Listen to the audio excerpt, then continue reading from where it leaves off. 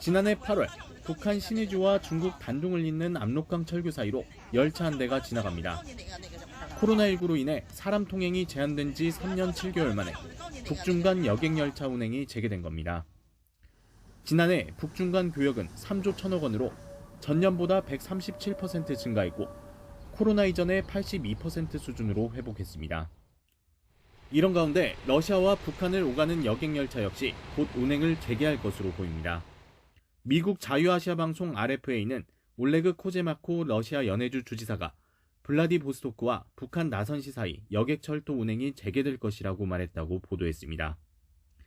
지난 12일 러시아를 방문한 북한 나선시 인민위원장과도 구체적 대화도 나눈 것으로 알려졌습니다.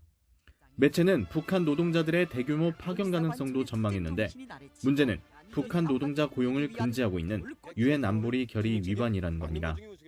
극동지역 개발 위해서 북한 노동자를 많이 필요로 하고 있습니다. 특히 건설 분야에서 더더욱 국제사회를 무시하고 북한 노동자를 적극 수용할 것으로 예상이 됩니다.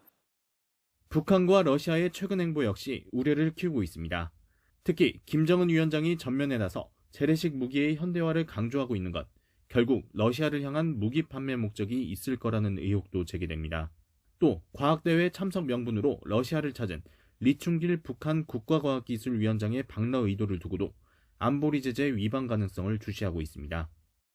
사실 이제 이런 과학기술위원회 같은 것이 군사 정찰위성이라든가 북한이 필요로 하는 군사기술을 사실상 러시아와 협력할 수 있는 중요한 통로가 될 수 있습니다. 우리가 소홀히 볼 그런 내용은 아니다라고 보여집니다.